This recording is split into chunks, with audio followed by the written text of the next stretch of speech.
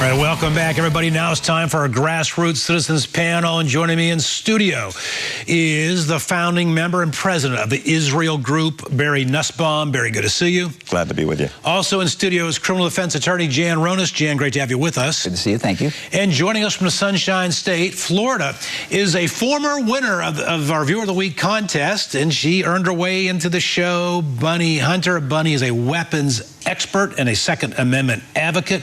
Bunny, welcome back to the show. Hey, Rick. Thanks for having me. All right, first topic. It is a serious one. Benjamin Netanyahu warns of a second Holocaust coming. He says, if Israel must stand alone to defend herself, we will. It is my personal responsibility to defend Israel. Barry Nussbaum, I know the Holocaust hits home close and personal to you.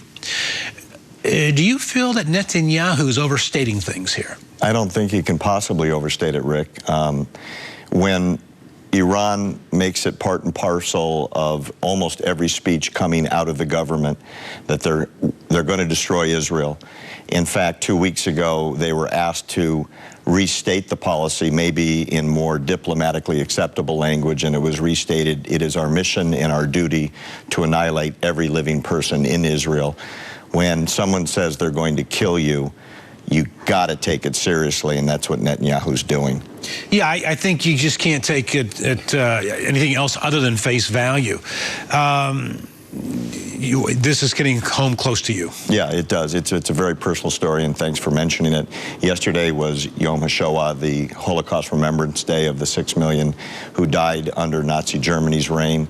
65 million died in World War II.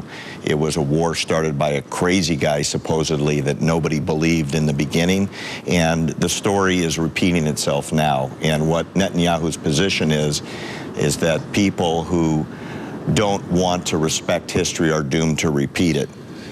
You know, Jan, I know you're a supporter of this president, and you support the negotiations with Iran. Here's what I don't get.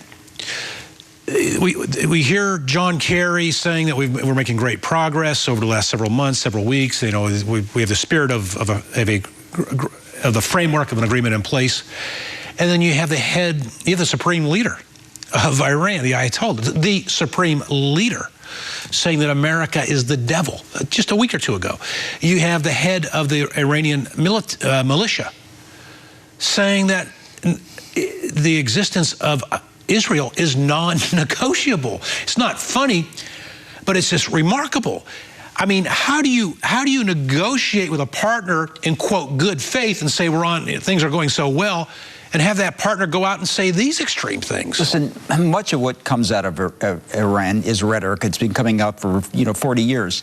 But getting back to the point you made earlier, Israel will never let Iran destroy Israel, and the United States will never let Iran destroy Israel as well. Netanyahu is absolutely right when he says he has to stand up for the security of Israel, but he's not going to be abandoned by the United States. This agreement is a wonderful agreement between not just the United States and Iran, but France and England and Germany and Russia, and China's involved as well. This agreement will ultimately bring Iran into the framework of the world community. It may be a slow process, and there'll be a lot of rhetoric during this transition, but ultimately the world will benefit. Look, the alternative is not to have an agreement and face a war, either a preemptive strike by Israel or the United States being involved in a shooting war with Iran. All right, before we go to Bunny, a couple things. I know you want to say something. A couple of things on mind. You say that Israel will not allow Iran to become a weaponized, dangerous nuclear threat. Well, that is probably why Iran just purchased missiles from Russia that have advanced missiles that could shoot down incoming missiles from 100 miles away to prevent Israel from attacking their nuclear facilities.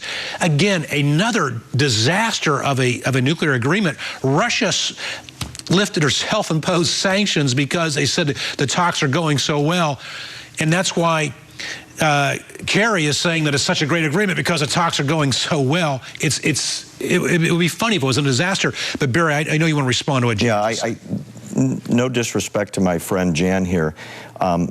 This agreement, as now structured, guarantees Iran will have a nuclear weapon. Even the White House admits that. The question is when, whether it's going to come sooner rather than later. I'll tell you something, Rick. My whole family was in Auschwitz, including both my parents. I think what Netanyahu is saying is never again, very loudly for everyone in Iran to hear it. Israel cannot absorb a first strike from Iran. They've got the missiles that right now can reach Israel unheeded. And the problem is if they can put a nuclear missile on top, a nuclear weapon on top of one of those missiles, Israel's in a world of hurt. Israel cannot absorb that first strike. They've got to make sure that that first strike can't happen. And here's the point that Jen did not bring up. President Obama or all these nations just created a nuclear arms race in the Middle East because Saudi Arabia is on that fast track. Let's go to Bunny Hunter. Bunny, I know you're not a nuclear expert, but your take on this issue that Benjamin Netanyahu says, wait a minute, this is setting the framework for a second Holocaust. Well, regardless to whatever missiles that Iran has supposedly purchased, as it sits, Iran does not have nuclear missiles, and Israel does. So to me, that's kind of game over. Meaning? Meaning that Israel trumps Iran because they have nuclear weapons. All right, so Bunny feels that Israel's in a good place.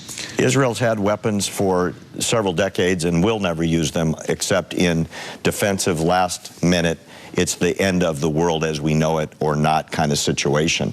If Iran gets to the point where they can cock the gun and load it, and the agreement that Obama and Kerry are negotiating gives them the bullet right now to put in that gun, Rick, it's going to be a different situation. And as you astutely pointed out, Saudi Arabia is not going to let the Shia of Iran have a weapon and not them.